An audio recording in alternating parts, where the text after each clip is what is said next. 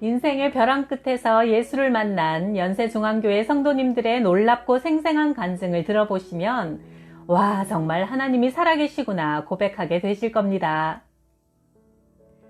천주교인인 나는 젊은 나이에 큰 돈을 벌었다.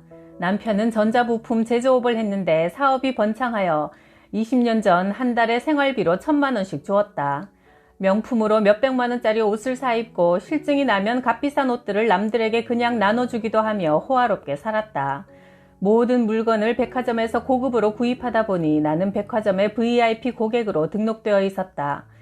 그러나 몇 년 뒤 남편의 사업이 조금씩 기울어지더니 급기야 부도를 맞게 되었다.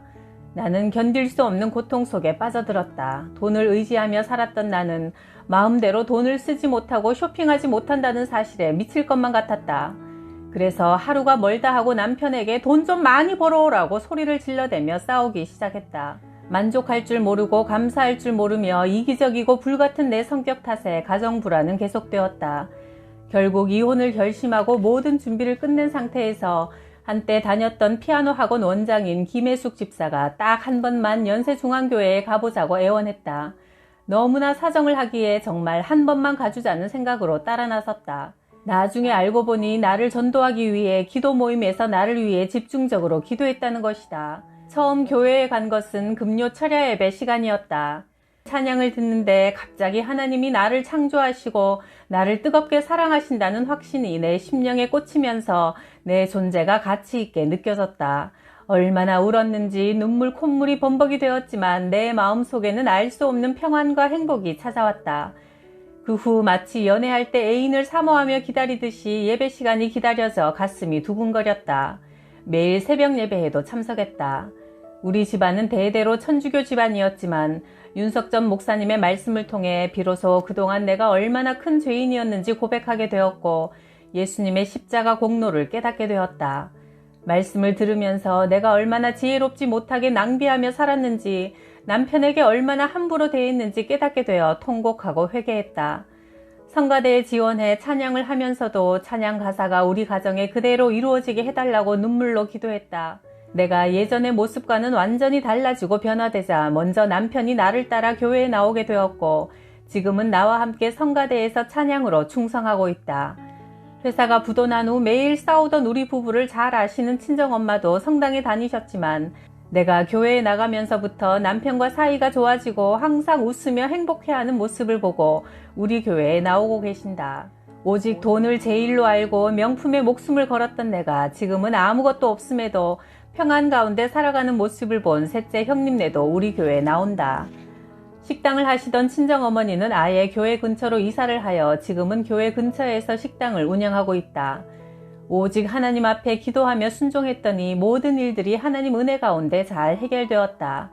아직 경제적인 문제가 다 해결된 건 아니지만 나는 아무 염려가 없다. 그저 구원받은 은혜가 너무 감사하고 우리 가정과 친정 식구들을 구원해 주신 하나님의 은혜가 감사할 뿐이다. 내게 소망이 있다면 아직 하나님을 모르는 친척들과 이웃을 주님 사랑으로 사랑하며 전도하는 일이다. 이름 없이 빚도 없이 조용히 충성하고 기도하며 하나님을 몰라 방황하고 힘들어하는 이들에게 하나님을 전하며 살고 싶다. 나 공명식은 공자님의 후손으로 곡부공시 21대 종손이며 종친의 수석 부회장을 수십 년씩 지내고 성균관에서 유학을 가르칠 정도로 철두철미한 유교 철학을 기반으로 70평생을 살아온 사람이다. 그런 내가 80을 바라보는 나이에 하나님께 기도드리는 것으로 하루를 시작하고 하루를 마감하는 크리스천이 될 줄이야. 모든 것이 하나님의 은혜라 감사가 절로 나온다. 아내는 10년 전 고혈압과 당뇨로 인해 뇌졸중으로 쓰러져 수족을 거의 쓰지 못하고 정신도 온전치 못하게 되었다. 13군데 병원을 전전하며 7년에 걸쳐 재활치료를 받게 했지만 차도가 없었다. 그 후로는 내가 아내의 손발이 되어 보살피고 있는데 어느 날 연세중앙교회 직분자들이 아내를 전도하기 위해 우리 집에 방문했다. 당시 이노희 교구장이 아내를 바람도 쐬어줄 겸 주일마다 교회로 데리고 가겠다고 하기에 몇 번 문전박대를 하며 거절했다. 손발을 못 쓰는 사람을 외출시키려면 업고 계단을 오르내려야 하는 등 여간 힘든 일이 아니기 때문이다. 그런데 교구장은 끝내 자기들이 책임지겠다며 아내를 교회로 데리고 갔다. 몇 번 그러다 말겠지 하는 생각으로 나도 따라 나섰다. 그러나 그들은 몇 개월째 주일마다 정확히 제 시간에 우리 집에 와서 아내를 교회로 데리고 갔다. 해가 바뀌어 직분자도 바뀌었지만 새 지역장 남편까지 나서서 아내를 업고 교회로 가는 것을 보고 내심 놀라웠다. 하지만 여전히 내 마음 한편에서는 설마 교회 사람들이 해봐야 얼마나 더 하겠냐 하는 생각에 마음 문을 좀처럼 열지 않았다. 굳게 닫혀있던 내 마음이 활짝 열린 것은 아내와 내가 침례를 받던 때였다. 3월이라 아직 날씨가 쌀쌀하기도 했지만 병자인 아내가 침례를 어떻게 받을까 싶어 걱정이 많았는데 아내의 차례가 되자 지역장 남편이 양복 차림 그대로 물속으로 첨벙 들어가더니 아내를 뒤쪽에서 안아주어 침례를 받을 수 있도록 해주는 게 아닌가. 그 모습을 보는 순간 내 마음속에 버티고 있던 커다란 기둥이 여지없이 쓰러지는 소리가 들렸다. 그렇게 직분자들에게 사랑의 빚을 지고 보니 예수를 잘 믿는 길밖에는 그 빚을 갚을 길이 없다 싶었다. 그래서 이왕 예수를 믿을 바에는 윤석전 목사님이 전해주는 복음의 핵심 그대로 행동하며 살리라 결단하고 집안 종손으로 내가 책임져야 하는 제사를 폐할 결심을 굳혔다. 예전엔 유교 사상에 젖어 조상에게 제사하는 것이 진정 조상을 위하는 일인 줄 알았지만 기독교의 본질적 사상을 깨우치고 보니 제사가 악한 영들에게 속아서 자손 3, 4대가 저주받을 행위라는 것을 깨닫게 되었기 때문이다. 우선 나는 선산의 조상묘를 모두 합장하여 정리하고 종친들에게 더 이상 제사를 지내지 말라고 선언했다. 종친들 사이에 말도 많았지만 나의 결심은 확고했다. 요즘 내 일과는 새벽 5시에 일어나 아내와 함께하는 기도로 시작한다. 수요 예배, 구역 예배 드리는 것도 생활화되었다. 그러다 보니 자연히 아내도 나도 예배 드리는 날, 교회 가는 날을 준비하고 기다리게 된다. 남들이 볼 때는 아내도 병이 들고 이렇게 어려운 가운데 도대체 어떻게 사는가 이상하게 생각할 수도 있을 것이다. 때로는 나 자신도 내가 이렇게 평안한 마음으로 사는 것이 이상하게 느껴질 때가 있다. 이것이 바로 하나님이 주시는 은혜라는 것인가? 내 나이 80이 다 되다 보니 아내를 돌보는 것이 때로는 기력이 달려 피곤하고 힘들 때도 있지만 그래도 아내와 같이 얼굴 맞대고 있다는 것이 얼마나 행복하고 감사한지 모른다. 또 천국에서 영원히 함께할 그날이 있기에 더욱 감사할 뿐이다.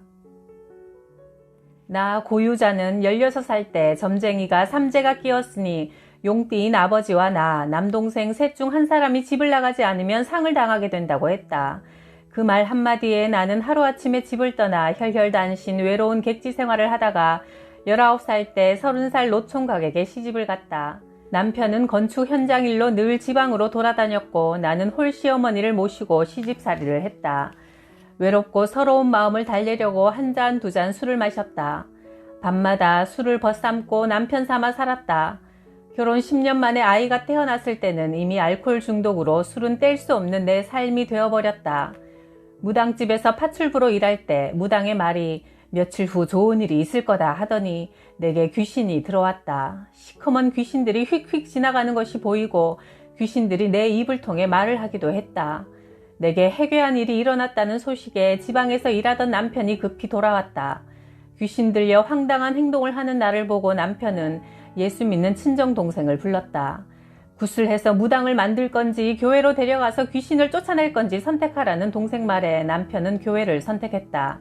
당시 노량진에 있던 연세중앙교회에 다니게 되었는데 놀랍게도 남편은 설교 말씀을 듣고 바로 성령을 받더니 수십 년 먹고 마시던 술과 담배를 하루아침에 끊어버렸다.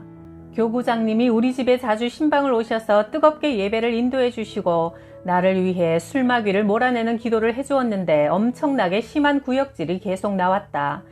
그렇게 2-3시간씩 악한 영을 물리치는 기도를 해주고 나면 몸과 마음이 너무나 가볍고 시원했다.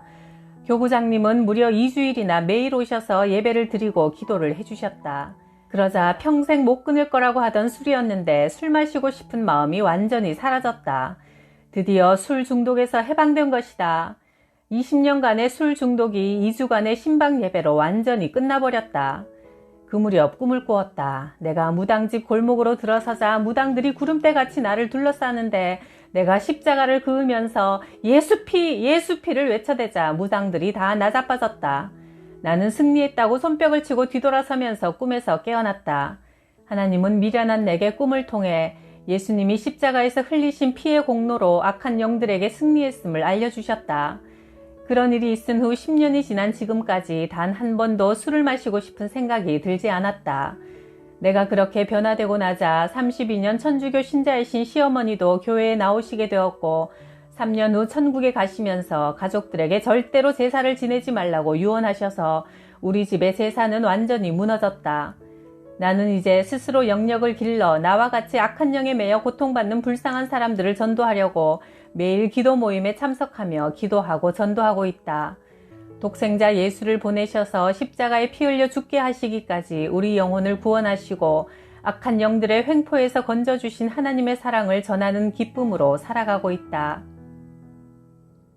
나 이태숙의 시어머니는 80평생을 절에 다닌 보살님이었다. 늘 절에서 살다시피 하며 온갖 봉사를 도맡아 하시고 중국으로 성지순례도 여러 차례 다녀오셨다. 이처럼 대대로 불교 집안이다 보니 나도 결혼생활 18년 동안 불교 행사 때면 시어머니를 따라 빠짐없이 절에 다녔다. 하지만 그렇게 불공을 들여도 우리 집안에는 늘 갈등이 많았고 고부 갈등에 부부 갈등까지 겹쳐 결국 이혼을 결심하게 됐다. 그런데 이혼 직전 시어머니가 백혈병 진단을 받아 이혼을 미루게 되었다. 시어머니의 항암 치료가 거의 끝날 무렵 이혼 소송을 하러 변호사 사무실에 갔다가 전도를 받았다. 연세중앙교회에 온 첫날 설교를 듣는 동안 온몸이 뜨거워지면서 땀이 흘렀다. 예수님이 십자가에 못 박혀 죽으시기까지 얼마나 나를 사랑하셨는지를 목사님이 전해주실 때 그 말씀 한마디 한마디가 내 가슴에 그대로 와닿아 펑펑 울면서 예배를 드렸다. 내가 교회 다니는 것을 아신 시어머니는 교회 다니는 며느리가 차리는 밥은 안 먹는다. 이제 너랑은 끝이다. 하며 화를 내셨다. 나는 날마다 어머니를 전도할 수 있게 해달라고 간절히 기도했다. 하루는 기도 중에 너희 시어머니는 시간이 없다 라는 하나님의 음성이 들렸다. 기도를 마치자마자 어머니에게 가서 복음을 전했다. 어머니, 천국 가셔야지요. 그러려면 예수님을 믿어야 해요. 어머님이 천국에 가셔야 자식들을 다 만날 수 있어요.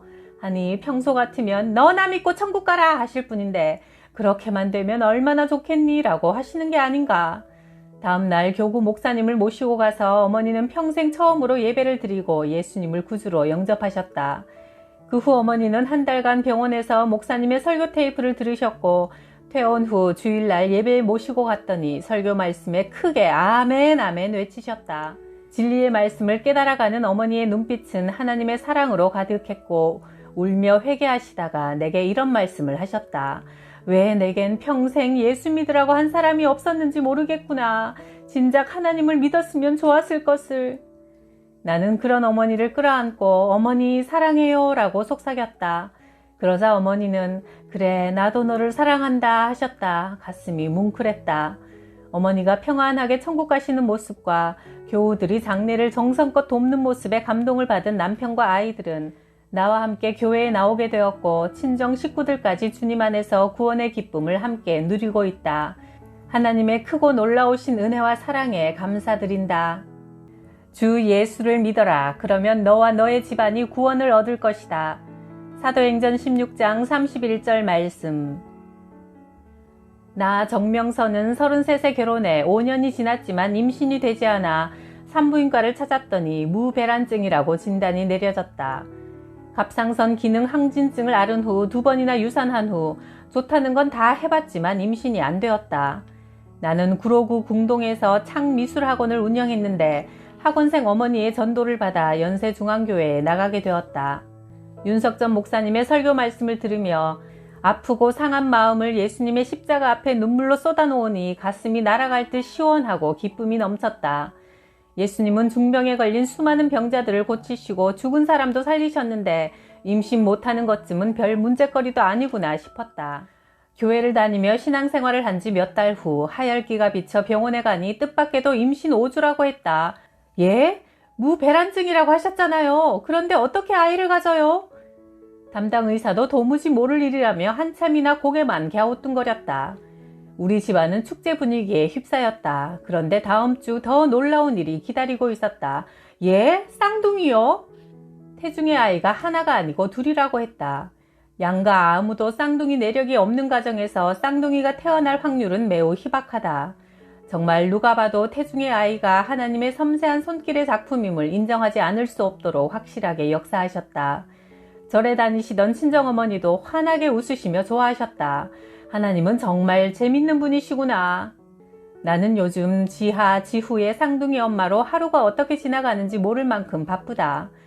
하나님의 아들 예수님이 내 죄를 사해 주시려고 십자가에서 죽으셨고 다시 부활하셔서 영원한 천국으로 인도하시는 그 은혜를 생각하면 감사하고 감사할 뿐이다. 2006년 아내가 설암 3기 판정을 받았다. 처음 혀 밑에 좁쌀만한 종양이 발견됐을 때 바로 수술을 받았더라면 좋았을걸. 암 수술 자체가 무섭고 두려워서 한약으로 치료하려던 것이 1년 사이에 병을 더 키운 꼴이 되고 말았다. 혀 밑에 종양이 커다랗게 자라나 아예 혓바닥을 밀어젖히고 흉측한 형체를 드러냈다. 의사는 혀의 3분의 1을 잘라내고 허벅지 살로 혀 이식을 해야 한다고 했다. 수술 후에는 혀가 잘 안 움직여 말도 못하고 제대로 먹지도 못하며 그나마 살 확률이 절반이라는 말에 아내는 얼마나 더 살겠다고 혀를 잘라요. 이대로 살다가 죽을래요 하며 수술 받기를 거부했다. 나 김종선은 인쇄소를 30년 운영하면서 매월 초사흘 날이면 굿판을 벌이거나 전국의 유명 사찰을 다니며 불공을 들여왔던 터라 병원 치료를 안 받을 거면 이참에 절로 들어가자고 아내를 설득했다. 수소문 끝에 침술과 뜸이 용한 스님이 계시다는 춘천의 모 사찰을 찾았다. 권사이신 어머니는 하나님께 기도를 드려야지 왜 절로 가느냐며 눈물로 말렸지만 우리 부부는 어머니는 어머니대로 우리는 우리대로 가는 길이 다릅니다 라며 짐을 꾸렸다.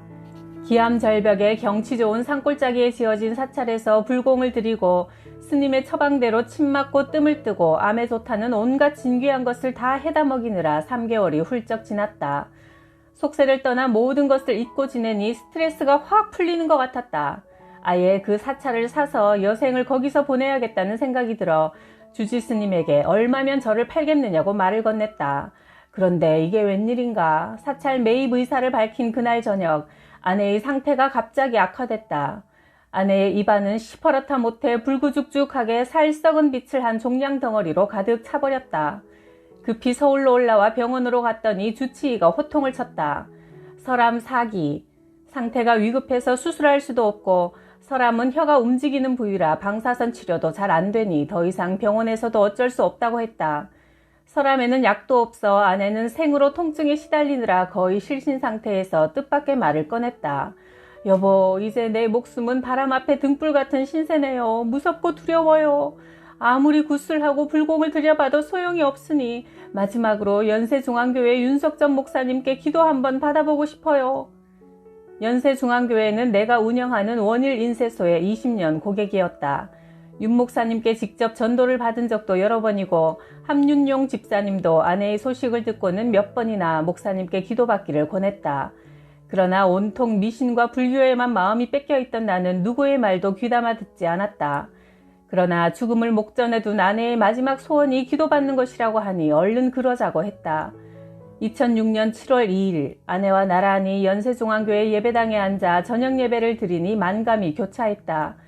외가로는 목사가 여럿 배출된 뿌리 깊은 기독교 집안이고 나도 어린 시절에는 교회에 다녔는데 30년을 미신과 불교에 빠져 살다가 현대의학으로는 고치기 어려운 병든 아내와 함께 하나님 앞에 머리를 조아렸다고 생각하니 돌아온 탕자 같은 기분에 송구한 마음 금할 길이 없었다.